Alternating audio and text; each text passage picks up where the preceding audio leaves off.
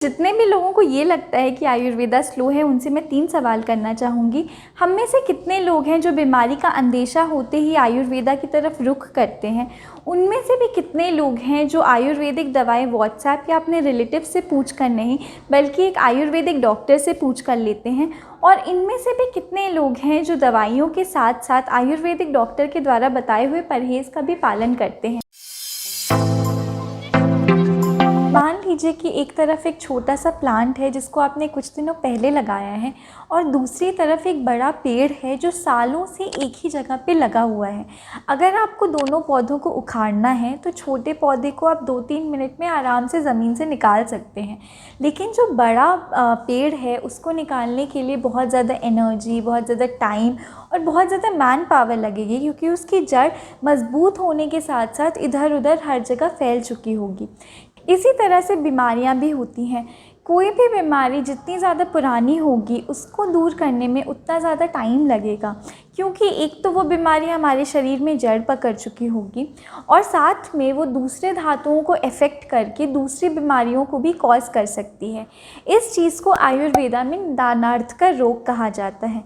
जैसे कई बार देखा जाता है जिन महिलाओं को पीसीओडी होता है उनको एंग्जाइटी, ओबेसिटी या डायबिटीज़ हो सकता है, और जिन लोगों को डायबिटीज़ होता है उन्हें आगे चल के किडनी डिजीज़ेज़ हो सकते हैं। ये कहना बिल्कुल गलत है कि आयुर्वेदा स्लो है, क्योंकि आयुर्वेदा मेन जड़ के साथ जितनी भी बीमारियों की शाखाएं और प्रशाखाएं होती हैं उसको भी काट कर निकालता है।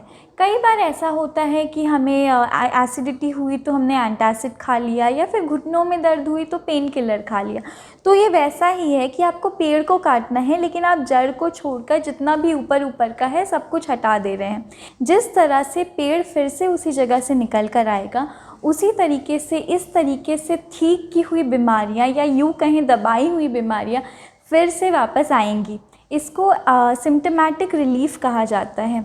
आप साइकिल के मैन्युफैक्चर में लगने वाले टाइम को प्लेन के मैन्युफैक्चर में लगने वाले टाइम से कंपेयर नहीं कर सकते, इसलिए सिम्टोमेटिक रिलीफ को भी आयुर्वेदा की शुद्ध चिकित्सा से कंपेयर करना बंद करिए।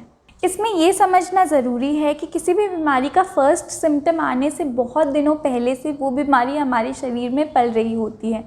जैसे ऐसा होता है कि हमने शुगर का टेस्ट कराया और शुगर बढ़ी हुई आ गई तो हमें लगता है कि हमें डायबिटीज़ है तब से, या फिर एंडोस्कोपी कराई अल्सर आ गया तो हमें लगता है हमें तब से अल्सर है, लेकिन ऐसा नहीं होता। कोई भी बीमारी का फर्स्ट सिम्टम आने से बहुत हफ्तों, बहुत महीनों और कई बार कई सालों पहले से वो बीमारी हमारे शरीर में पल रही होती है।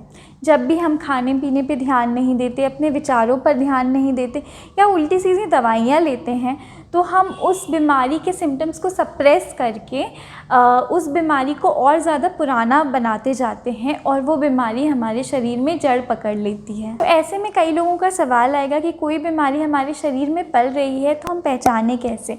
तो इसके लिए आयुर्वेद में कहा गया है रोगाः सर्वे अपि मंदाग्नि, यानी कि अगर हमारी अग्नि मतलब जाठराग्नि या फिर भूताग्नि मंद होगी यानी वीक होगी, तो इसका ये मतलब है कि हमारे शरीर में कोई ना कोई बीमारी जन्म लेने वाली है।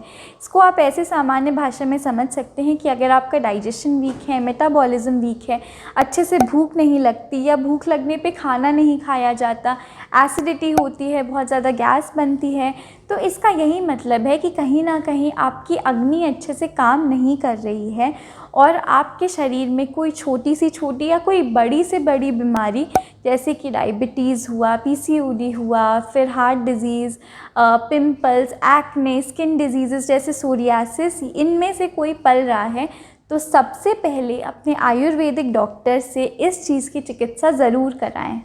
मिलती हूँ आपसे नेक्स्ट वीडियो में। इस वीडियो को लाइक करना, शेयर करना, मेरे चैनल को सब्सक्राइब करना मत भूलिए। धन्यवाद।